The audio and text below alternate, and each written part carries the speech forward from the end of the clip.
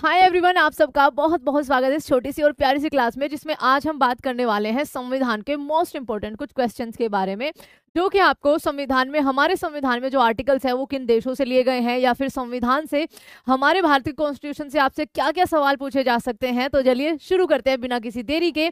आप इस क्लास को प्लीज शेयर करिएगा, और जो नए आए हैं वो हमारे चैनल को सब्सक्राइब जरूर करेंगे।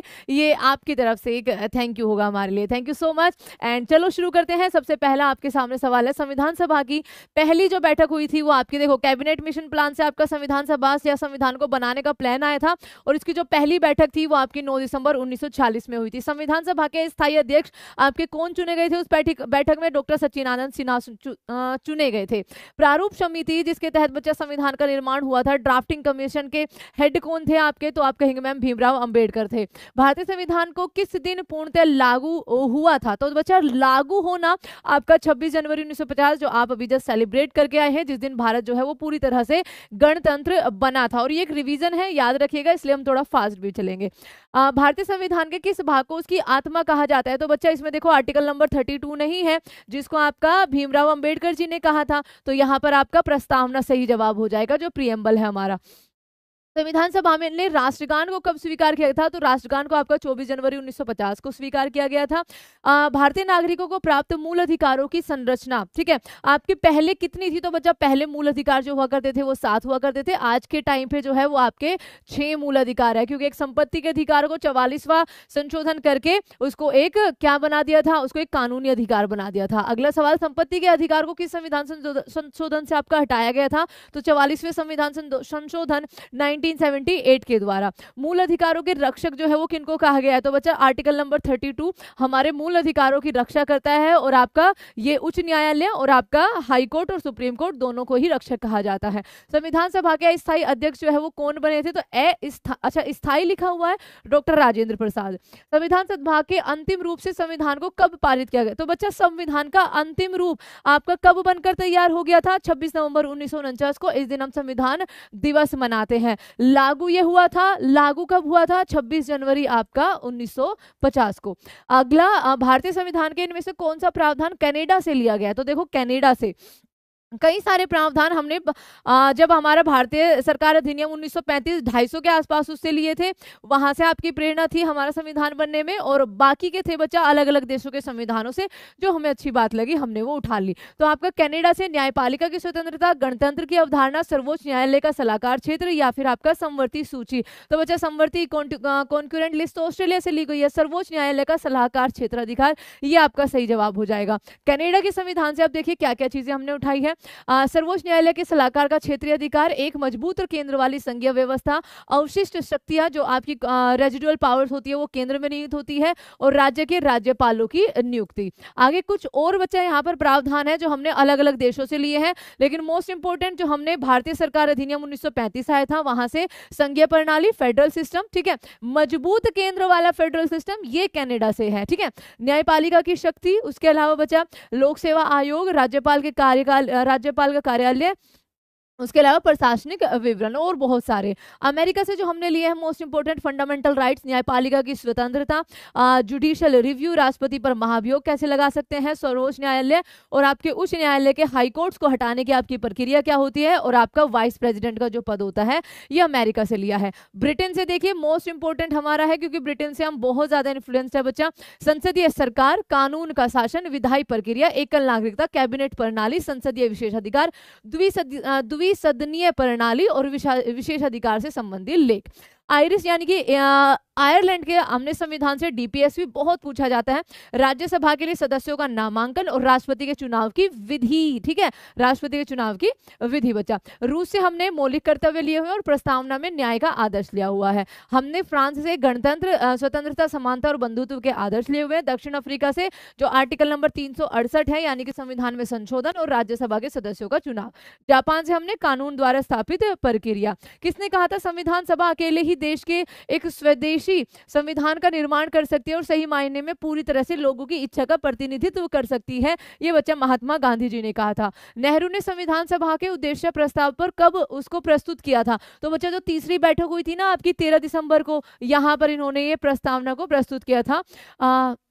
उसके अलावा कुछ आपके संविधान सभा जब बन रही थी तो अलग अलग समितियों के ना हेड थे, एक बार उनको फटाफट से देख लेते हैं, बहुत अच्छा आपका रिवीजन हो जाएगा। राजेंद्र प्रसाद आपके राष्ट्रीय ध्वज समिति के हेड थे। प्रक्रिया के नियमों पर आपका committee on rules of procedure. उसके अलावा फाइनेंस एंड स्टाफ कमीशन और उसके अलावा स्टीयरिंग कमेटी के हेड थे। जवाहरलाल नेहरू आपके स्टेट कमेटी के हेड थे, यूनियन कॉन्स्टिट्यूशन कमेटी के हेड थे और आपका यूनियन पावर कमेटी के हेड थे। एच.सी. मुखर्जी आपके माइनॉरिटी सब कमेटी के हेड थे। सरदार वल्लभ भाई पटेल आपके मौलिक अधिकारों पर सलाहकार समिति के हेड थे।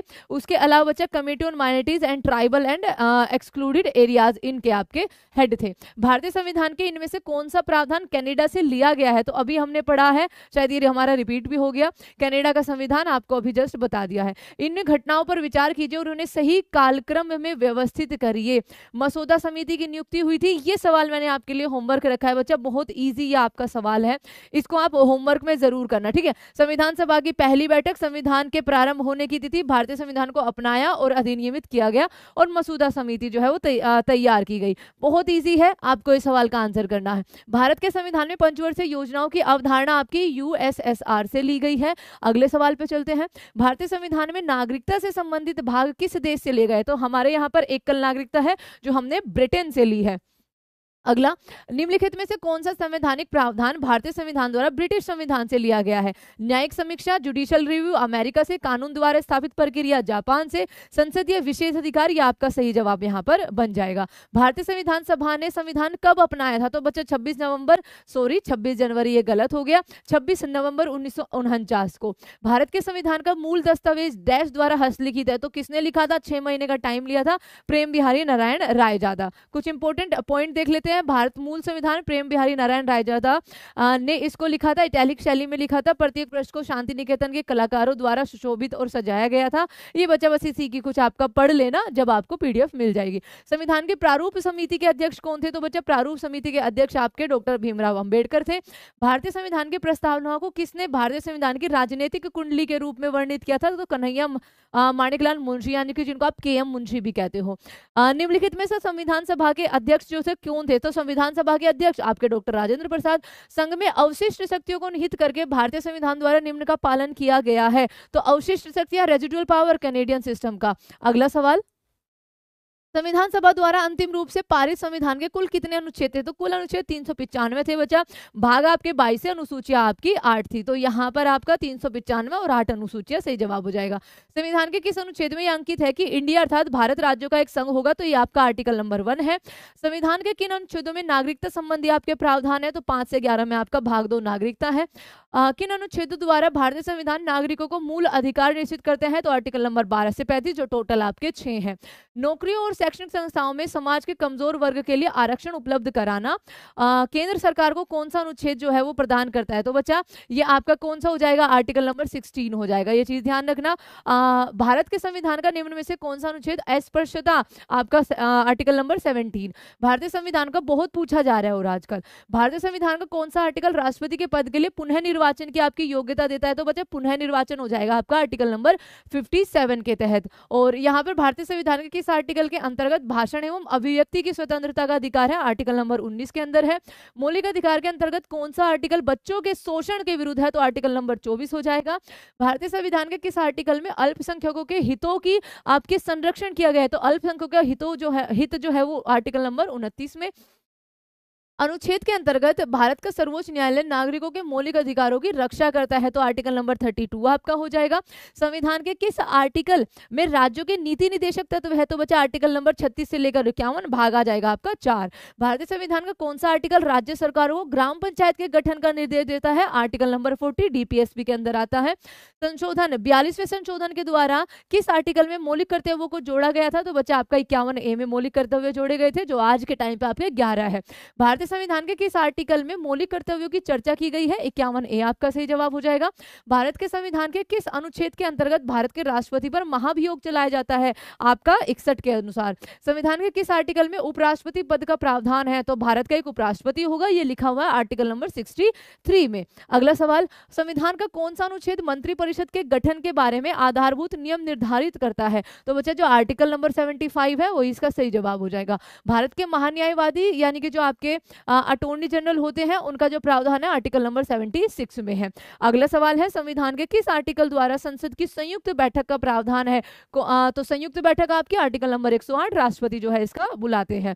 संविधान के किस आर्टिकल में धन विधेयक है? तो धन विधेयक 110 के अंदर है बच्चा। भारतीय संविधान के कौन सा अनुच्छेद भारत के राष्ट्रपति के अध्यादेश जारी करने का, तो अध्यादेश जारी कर सकते हैं आर्टिकल नंबर 123 के अनुसार। राष्ट्रपति सर्वोच्च न्यायालय के संविधान के किस अनुच्छेद के अंतर्गत परामर्श ले सकते हैं? तो जो आर्टिकल नंबर 143 है सही जवाब हो जाएगा।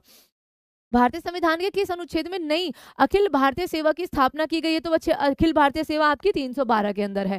किस अनुच्छेद में निर्वाचन आयोग है? तो निर्वाचन आयोग आपका 324 के अंदर है। आपका बाहरी आक्रमण या सशस्त्र विद्रोह के कारण भारत के राष्ट्रपति द्वारा राष्ट्रीय आपातकाल की घोषणा आपके आर्टिकल 352 के तहत होती है। उसके अलावा बात करें तो राष्ट्रपति शासन आपका लगता है 356 के अनुसार, यहाँ पर है 356। किस आधार पर वित्तीयापात की घोषणा करते हैं राष्ट्रपति साहब? तो 360 जो अभी तक नहीं हुई है। मंत्रिमंडल शब्द का प्रयोग एक बार हुआ है, वो कहां पर हुआ है? 352 के थर्ड क्लोज के अंदर हुआ है। भारत संसद के संविधान संशोधन का अधिकार किसको दिया गया? आर्टिकल नंबर 368 के अनुसार आपका संसद कर सकती है। आर्टिकल 370 में किसको एक विशेष दर्जा प्राप्त था? तो बच्चा जम्मू कश्मीर को एक विशेष दर्जा प्राप्त था। And thank you so much बच्चा, ये थे आपके सारे के सारे इंपॉर्टेंट क्वेश्चन। कुछ और इंपॉर्टेंट क्वेश्चन आपके लिए लाते ही रहेंगे अलग अलग पार्ट्स में। उम्मीद है कि आपको ये 10 मिनट शो अच्छा लगा होगा। अगर अच्छा लगा है तो मेरे पास जरूर आप लोग टॉपिक भेजिए कि मैम इन टॉपिक पे हमें 10 मिनट शो चाहिए, हमारा रिवीजन अच्छा हो जाता है और बेहतरीन क्वेश्चन आपके सामने हाजिर होंगे। मेरी क्लास यूपी जीके को लेकर 9 बजे होती है रात को बच्चा, वो जरूर देखना क्योंकि मोस्ट इंपोर्टेंट आपका अब चलने वाला है फेज यूपी जीके के अंदर। Thank you so much everyone, दिल से धन्यवाद।